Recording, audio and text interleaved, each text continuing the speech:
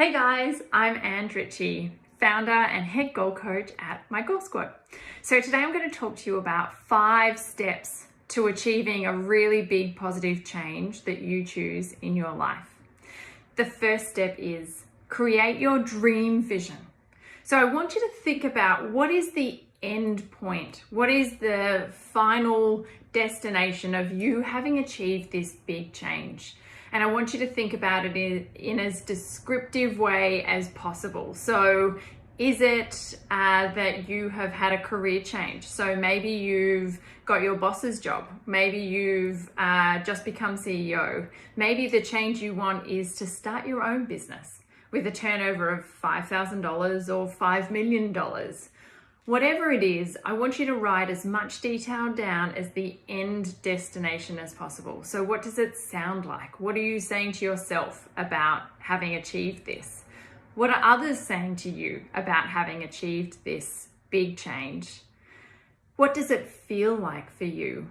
And what does it look like? Are there Excel spreadsheets that you can see and you see the $5 million turnover? Is that the point where you go, I have now achieved that? Maybe it's a change in your relationship. Maybe you want to get out of the relationship that you're in. It's not serving you. Maybe you want a relationship because you're not in one at the moment. So let's just say that you aren't in one, or you are in one and you're wanting to get out of it. So what you would write is, by the 30th of December, 2020, I am free, frivolous, and loving my single life. I'm doing yoga, I'm running, and I have been out for dinner maybe 3 times by myself. And maybe that's the key point that says to you that you're happy to be on your own enough to go out for dinner and be comfortable. You're comfortable in your own company. And maybe that's the point of where you go, great, now I'm ready for my next relationship. So I want you to write about all the things that you want in your life and what is the positive outcome of that big change that you want. And I want you to write that down. So these are types of changes that I work with clients on all the time. Often it's really important to have unbiased support because we're not, as coaches, we're not emotionally involved. And when you're emotionally involved, that can impact your decisions and hold you back from making any changes. So we like to work logically through the steps and make sure that you're really prepared. But we also want to make sure that we've tested that this is actually the right change for you. So step 2, it's test it. So in testing it, in making big decisions, we always have this cheeky, doubtful little voice on our shoulder that says, oh, but what if it doesn't work? Or, oh, I don't think you're ready yet. We should wait. Wait for what? Like, is there any time that's always a good time for doing certain things? I don't think so. So often it's 74% of the time that it's only us holding ourselves back from achieving what we want to do. So in order to get through that, it's really important to get a positive coach or mentor or friend to help you through when you get stuck, when you start doubting yourself, when you hit your first challenge, so that you keep moving forward to actually achieve the results you set out to achieve. Or you can choose to squash down and work on your own self by yourself and squash down that 74% by yourself to then make it through achieving this challenge and making this big change. So the actions I want you to do in the big change that you've been thinking about, or one that you want to make over the next year or so, I want you to write 4 things down about it. The first thing is, what is the absolute best scenario of you achieving this big change? And I want you to write it down in as much detail as you possibly can. So think of all the good things. Maybe it's all the good things for you. Maybe it's the good things for the people in your life. If you change to be better, how much nicer are you to be around for other people? So add those things into, right? The second thing I want you to write down is, what's the worst case scenario? It's so easy to think of just the worst case scenario and not actually all the positives. So write it down. It'll be quick to come to you, no doubt. The third thing is, what are the physical barriers? Like, are there anything that's really stopping you? Like, the doors are closed and there's a barrier up on the gym and you can't get in because there's no one to unlock it and there's no gym equipment. Or you can't get out because you are cemented into your house and you can't leave. You know, we have this thinking that, oh, we can't do this because of this. We can't do this because of this. Well, what are those physical things that are actually stopping us from doing something? So write those down. And then the next one is what most people are quick to think of, the stories. These are the excuses of what they can't do something because of. So I want you to write down all your stories. What are your stories about not going to the gym as many times as you actually set out to and want to in your mind? What are the excuses you tell yourself? And it's more often than not, it's just you telling yourself to justify why you don't do something. It's not you telling other people, but that also happens. So I want you to write those things down as well. Now I'm going to give you an example of where stories come into play in holding you back, or holding one of my clients in this case back from him achieving something that he really wants. So he wanted to work in this really awesome company that does design and really helps other people. So what we did is we set out to say, great, go onto LinkedIn, find out what this company is all about, and I want you to connect with 3 people in that business that you think you would work with or work for if you got a job in that company. And I also want you to see if there's any jobs available. So he went and looked at that, and then we had our next session, our check-in session the week after.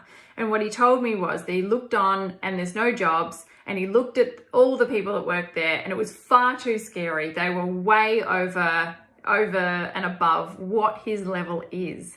And what I said to him is that anyone looking at his LinkedIn, anyone that knew his skills, would too be intimidated or think that he's too good for them potentially as well. It's so different. We create what we want to see. We create what we want to think. And he could have just been stopped there. So because he went into overwhelm that week from seeing this, he didn't take any more action. And in fact, it did negatively impact his other goals and achieving anything in the other goals too. So the next check-in, which is every week, we got him back on track. And when we talked to him about the different perspectives and what people would see when they looked at his, he then was like, yep, cool, got it. It was only him holding himself back. So he then went and connected that week with 3 awesome people that work at the company, and you wouldn't believe what happened.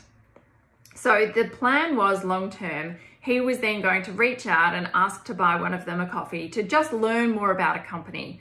Companies from the outside can sound amazing, look amazing again, just on paper and what's written on LinkedIn, but the reality, they may not have a particular culture that they talk about having. They may not have the opportunities for development that they might talk about. So it's always really beneficial to meet up with someone who works in the company to get firsthand, what is this like? What do you really experience when you're in the company? So he was going to arrange that coffee meetup in a couple of months because he wanted to get together his portfolio first. Well, the next day, after connecting with these 3 people, one of them reached out to him to arrange a coffee meeting. Couldn't believe it. So they didn't even know he was going to do that.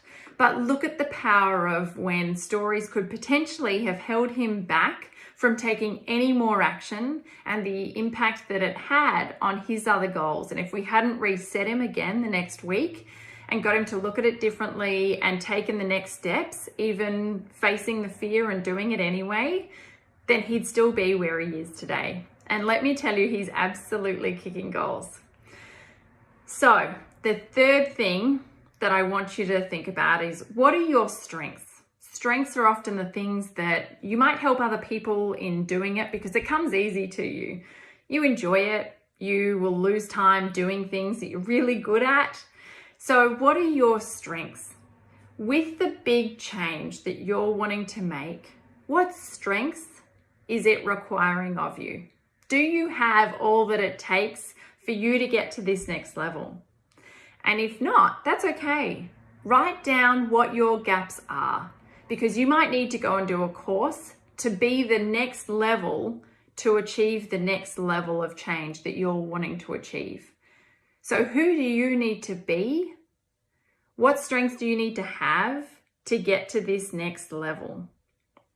What I would say is, if one of your big changes is that you want to start your own business and you need to write out a business plan, remember the good old saying, if you fail to plan, you plan to fail, and you aren't really great at writing business plans, then hire an expert that can. In what we can do in life, we either can spend money or spend time in achieving the same sort of thing. If you're short on time, you're better off to spend money to get someone else that really specializes and has strengths in writing business plans to do this for you, because it might be, and more likely to be, far better than if you go and spend your time in learning how to build this business plan and it still might not quite meet the standard you need for this to be your next big change. So look at your strengths, look at any gaps that you have in your strengths.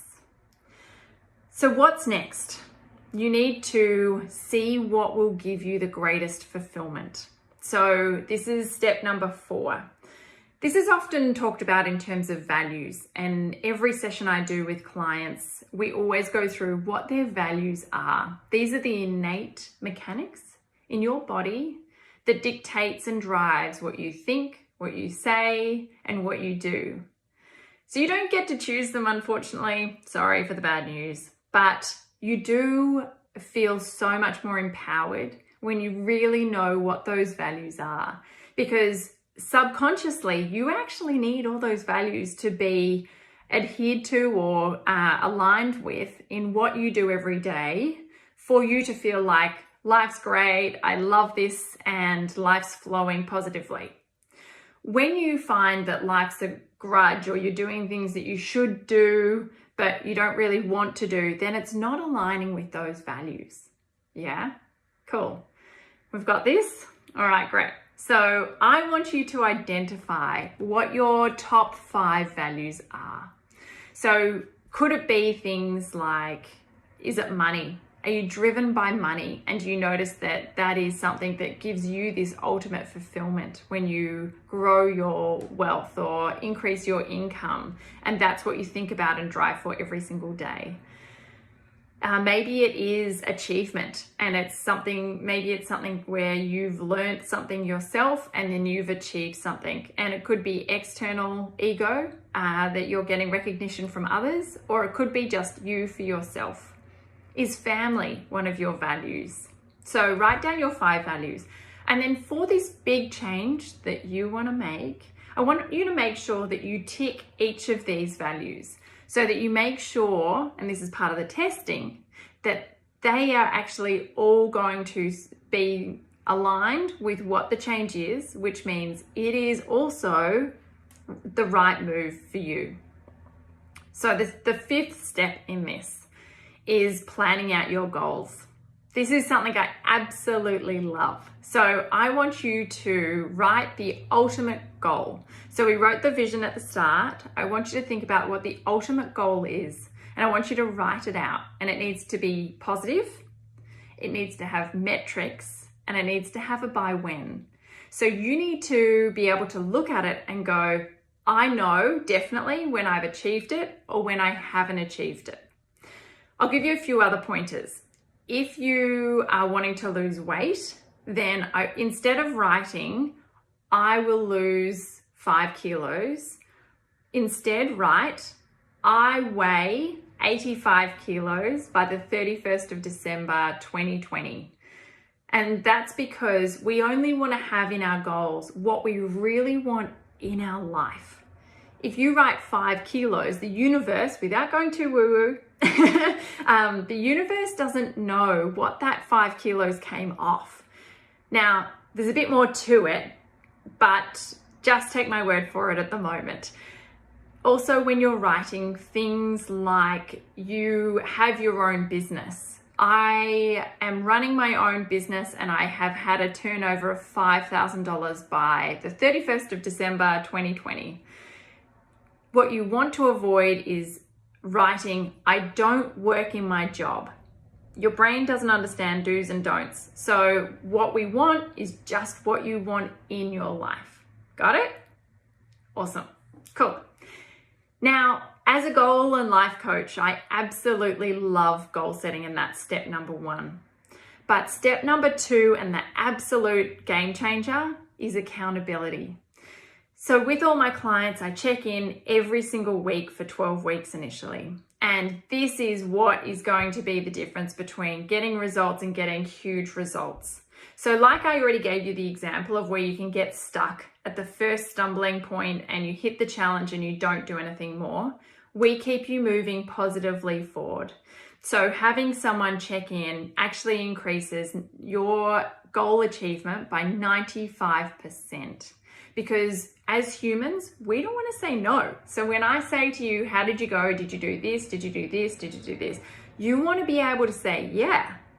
And it's okay if you haven't achieved everything. It means you've set really big goals, right? But we as goal coaches, we check in and we help you stay positive. We give you a success mindset through that. And we make sure that you are still moving and grooving towards the big change that you want in life. So that is really important. Fear can also be something that is going to hold you back, and it comes from the unknown. So what we do when we do our goals is we set that 1-year goal, but we break it down to all the small steps. We break it down to what you need to do every month, and then we break it down to what you need to do each week. And then all you have to focus on is what you're doing that week. And that removes a lot of the fear, because then you know what you're working towards, what the big ass goal is that you're going to achieve, when you're going to get there, why you're going there, and how the heck you're going to get there. So goal setting really is a powerful tool for you to use to bring success and big changes into your life. So it does give you the chance to create the life that you choose and love. But so you know, it's not easy. So don't expect that it's going to be a clear run. Goals are something that you achieve above and beyond a normal standard life. And it's when you aren't living life by default, you are going and achieving and pushing yourself to achieve bigger goals. It is so much more rewarding than just living a life that's easy. So this is what I love supporting people doing.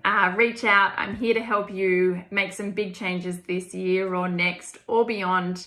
Get in touch for a free chat, and if I can help you in any of your goals, that would be great. Chat soon. Bye.